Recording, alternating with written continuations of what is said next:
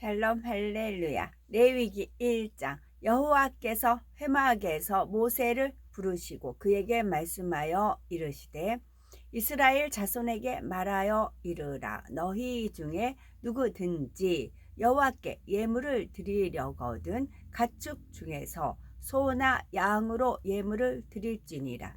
그 예물이 소의 번제이면 흠 없는 수컷으로 회막문에서 여호와 앞에 기쁘게 받으시도록 드릴지니라. 아멘. 레위기 제사법 중에 하나인 번제의 절차와 방법을 살펴보면서 하나님께서 어떤 예배를 기뻐 받으시는지에 대해서 말씀드립니다. 사랑과 은혜가 많으신 하나님께서는 자녀들의 예배와 예물을 기뻐 받으시면 반드시 영육간의 풍성한 축복으로 갚아 주십니다. 세상에서도 자녀들이 부모님을 기쁘시게 해드리면 부모님도 어찌하든 자녀들에게 좋은 것으로 주시지요. 그런데 부모님의 마음을 기쁘시게 하려면 부모님이 좋아하는 것으로 드려야 합니다. 예를 들면 어떤 자녀가 부모님께 항상 기름진 고기와 생선 같은 반찬들로 진수성찬을 차려드린다고 합시다. 그런데 부모님이 고기를 좋아하지 않고 야채나 과일을 좋아하신다면 자녀가 아무리 진수성찬을 차려드렸다 해도 부모님을 기쁘시게 하는 방법이 아닙니다. 부모님의 마음과 전혀 다르게 행함으로써 참된 기쁨이 되어 드리지 못하는 것이지요.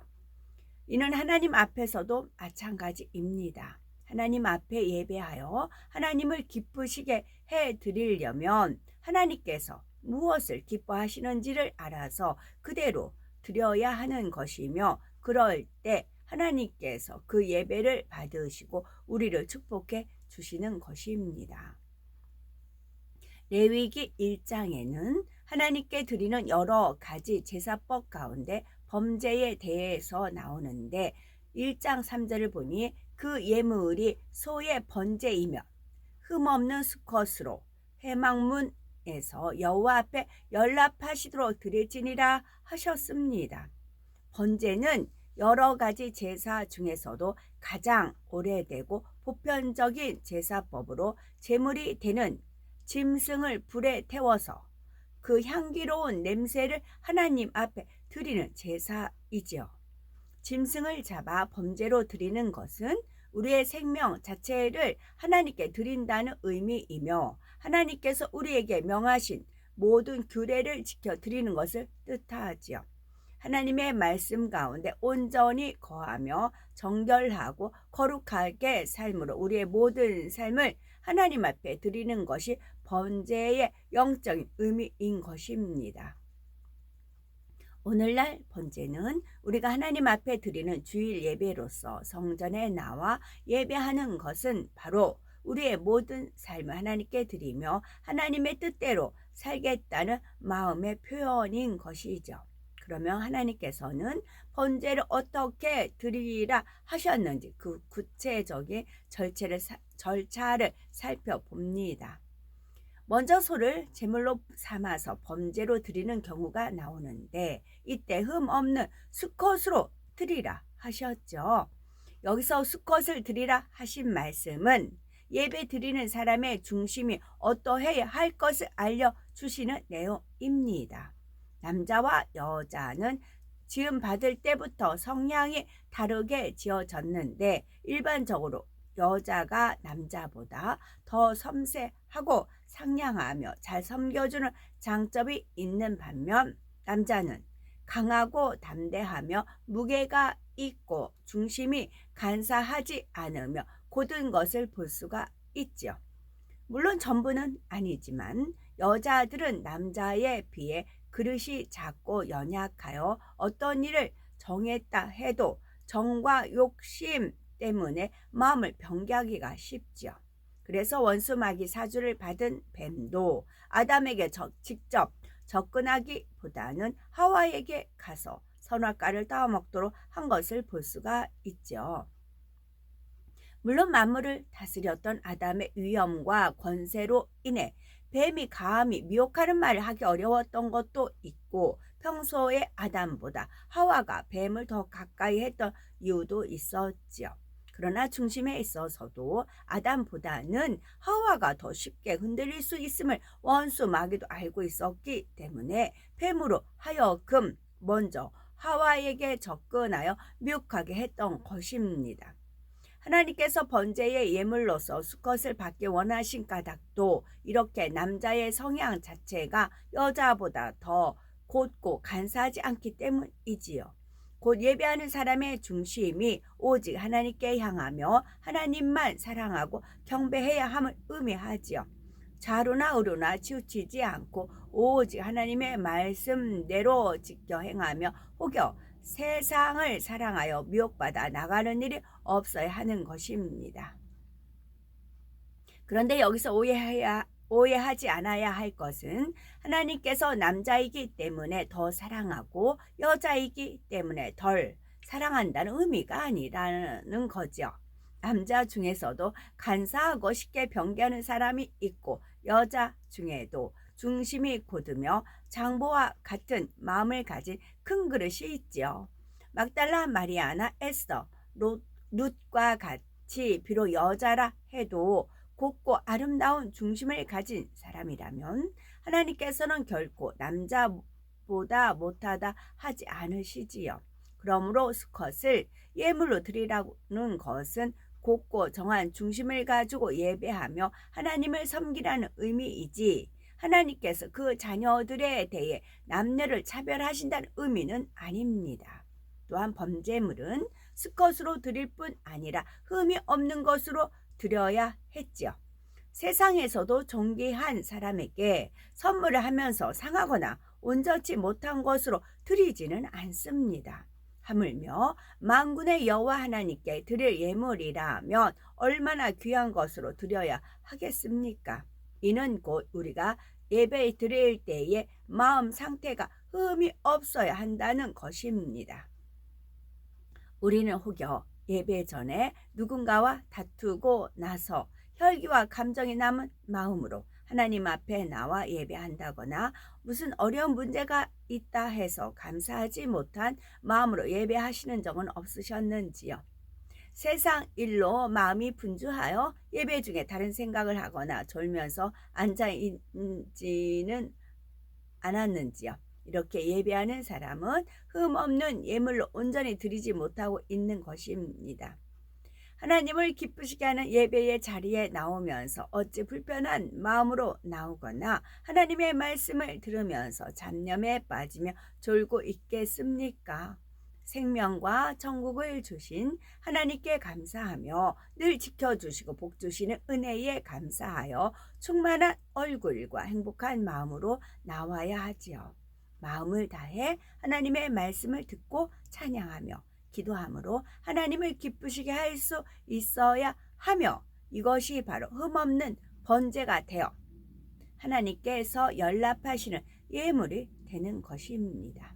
뿐만 아니라 흠없는 수컷의 예물을 드릴 때에는 회막문에서 드리라 하셨는데 구약시대의 회막은 바로 오늘 하나님의 성전을 말하지요. 회막 안에는 성소와 지성소가 있어서 1년에 한 차례 대제사장만이 지성소에 들어가 제사를 드릴 수가 있었죠. 백성들이 회막문에서 번제 예물을 드리면 제사장은 그 제물을 단에 가져다가 하나님 앞에 불살라 드리는 것입니다. 그런데 오늘날은 회막문에서 드리는 것이 아니라 우리가 직접 회막 안에 성소에 들어가고 지성소에 들어가 예배할 수 있게 되었죠. 히브리서 10장 19에서 20절에 그러므로 형제들아 우리가 예수의 피를 힘입어 성소에 들어갈 담력을 얻었나니 그 길은 우리를 위하여 휘장 가운데로 열어 놓으신 새롭고 산 길이요 휘장은 곧 저의 육체니라 했지요. 예수님께서 십자가에 피 흘려 달리셨을 때 성소의 휘장이 둘로 갈라지므로 우리는 성소나 지성소에 들어갈 수가 있게 되었죠. 곧 예수님께서 보혈의 피를 흘리셔서 하나님과 우리 사이에 막혀 있던 죄의 담을 헐어 주심으로 우리가 성전에 들어올 수 있게 된 것입니다.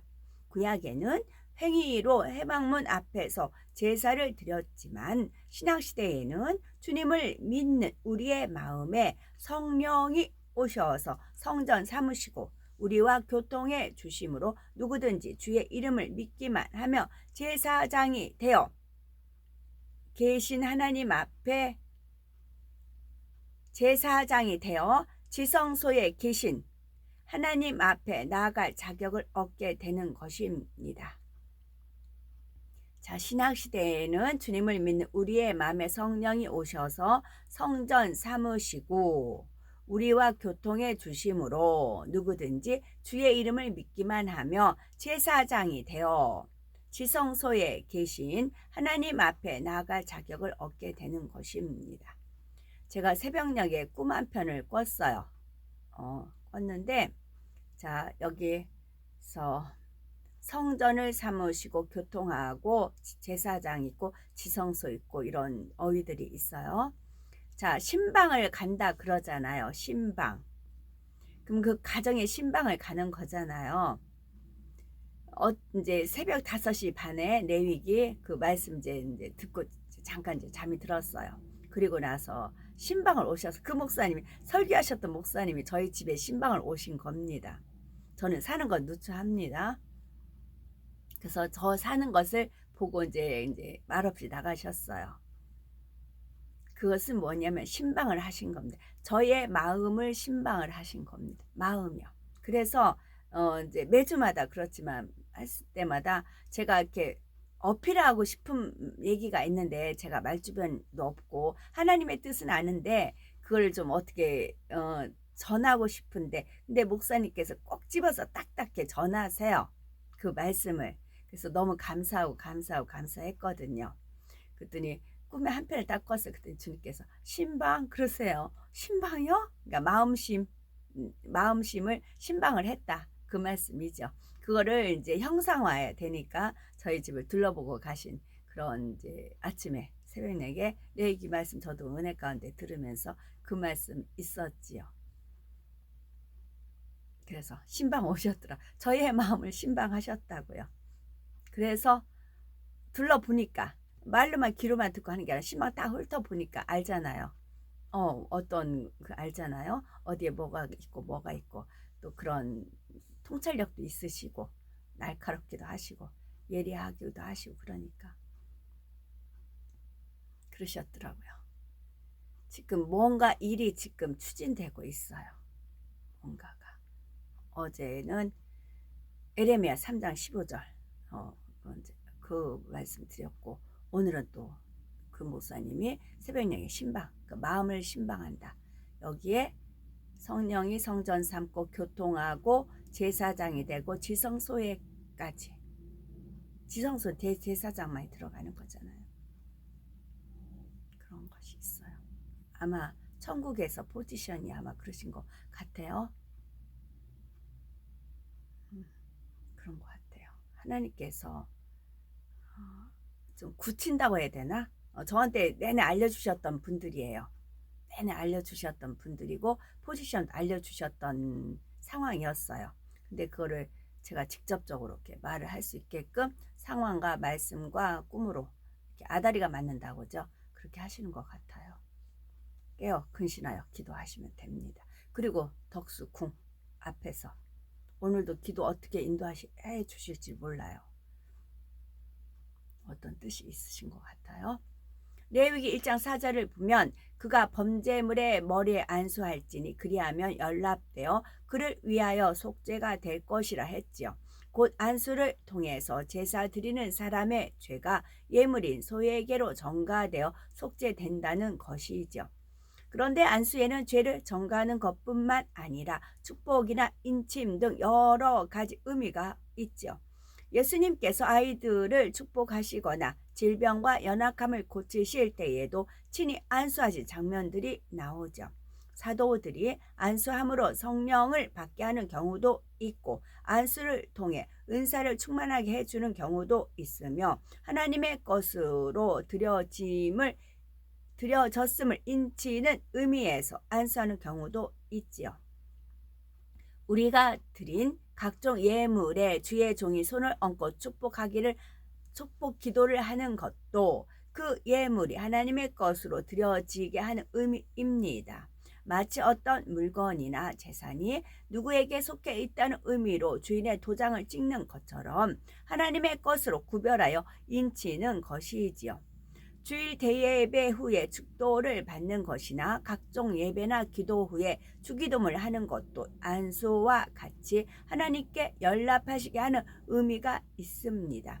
주기도문은 주님께서 친히 가르치신 기도로서 예배나 기도를 마무리할 때 하나님께서 그 예배를 받으셨음을 믿음으로 고백하는 행위이며 축도는 예배한 후에 신령과 진정으로 예배하고 주의를 지킨 사람에게 하나님께서 약속하신 축복의 증표로서 인치신 것이죠.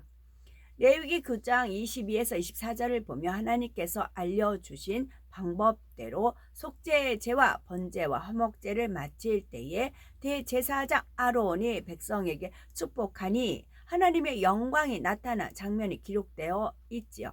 이와 같이 예배를 마치고 축도로서 인칠 때 하나님께서도 전체의 예배를 받으시고 그 연락하신 증거를 보여주시지요. 곧 안식일을 거룩하게 지켜 하나님 앞에 나와 예배하고 축도로 마무리했을 때 하나님께서는 한 주간을 원수마귀 사단이 틈타지 못하고 어떤 사고나 시험 환난을 만나지 않도록 지켜주시며 풍성한 축복을 누리게 하시는 것입니다. 민수기 6장 23에서 26절을 보면 너희는 이스라엘 자손을 위하여 이렇게 축복하여 이르되 여호와는 네게 복을 주시고 너를 지키시기를 원하며 여호와는 그 얼굴로 네게 비추사 은혜 베푸시기를 원하며 여호와는 그 얼굴을 네게로 향하여 드사 평강 주시기를 원하노라 할지니라 하여 제사장들이 백성들을 어떻게 축복할지 알려주셨지요.